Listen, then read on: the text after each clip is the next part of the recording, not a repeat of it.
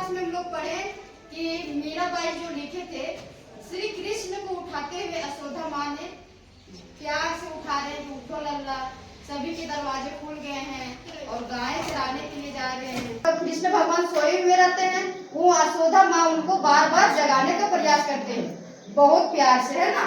और दूसरा में है कि सुबह सुबह भोर बैठा होता है, उसके बारे में आज की क्लास में पढ़ेंगे। तो बच्चों देखिए क्वेश्चन क्या कहता है, पढ़े हुए पद के आधार पर ब्रज की भोर का वर्णन कीजिए, है ना। ये भोर का वर्णन करते हैं, सुबह सुबह का।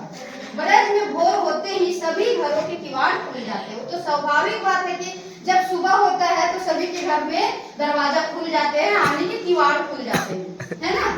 गोपियां दही माखन बिलोने लगती है और गोपियां जो है दही से मट्ठा बनता है ना, वो मिलाकर बनाने लगते हैं, बिलोने लगती है। जो उनका हाथ में जो कंगन जो है वो खनकने का पूरे वातावरण में मधुर लगती है, मधुर संगीत गूंजने लगता है। आने के जब माठा मोहते हैं तो उसमें उनका हाथ में जो कंगन रहता है ना, वो गूंजने लगती है। उनका गूंजने से वातावरण मधुर संगीत गूंजने लगता है, मधुर वातावरण सुनाई देता है। गवाल वाला गौवे चराने के लिए तैयार होने लगते हैं, मंदिरों में मंगल गान होने लगते हैं ना। सुबह होते ही सभी गोपियां हैं जो माखन बिलोने लगते हैं, फिर उसके बाद है सो गाय चराने के लिए तैयार होते हैं ग्वाल लोग, और मंदिर में मंगल गान होने लगता है ना। सुबह सुबह सारा कुछ होता है। अब देखिए चौथा क्वेश्चन, मीरा को सावन मन भाव क्यों लगने लगा।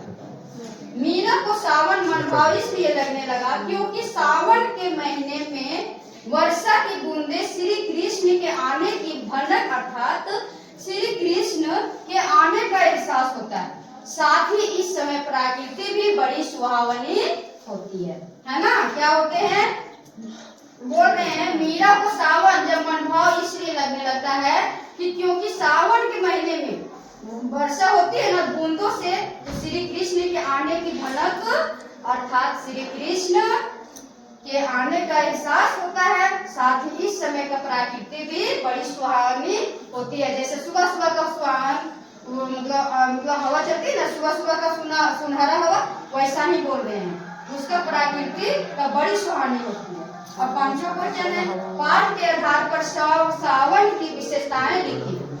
विशेषताएं क्या क्या वो देखेंगे। प्रस्तुत पद में सावन का बड़ा ही मनोहारी वर्णन किया गया है। सावन के महीने में मनभावन हो रही है, बादल उमड़कर और घूमकर चारों दिशाओं में फैल जाते हैं, बिजली चमकने लगती है, वर्षा की झड़ी लग जाती है ना, और वर्षा की नन्ही नन्ही बूंदें गिरने लगती है। जब बिजली कड़कती है तभी तो बारिश होती है।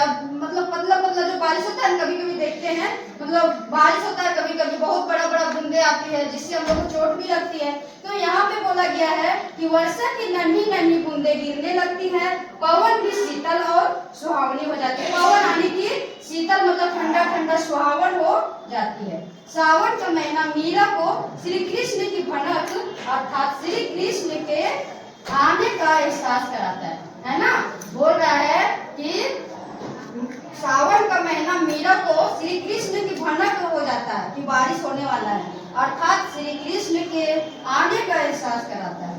तो बच्चों मुझे नहीं लगता है ये क्वेश्चन आंसर आप लोग को पढ़ने में या समझने में या याद करने में कोई परेशानी होगा, प्रॉब्लम का सामना करना पड़ेगा, किसी तरह कोई दिक्कत नहीं होगा। बस इसको एक बार गहराई से पढ़ लेंगे बच्चों तो आप लोग को समझ में आ जाएगा। Okay bye, thank you.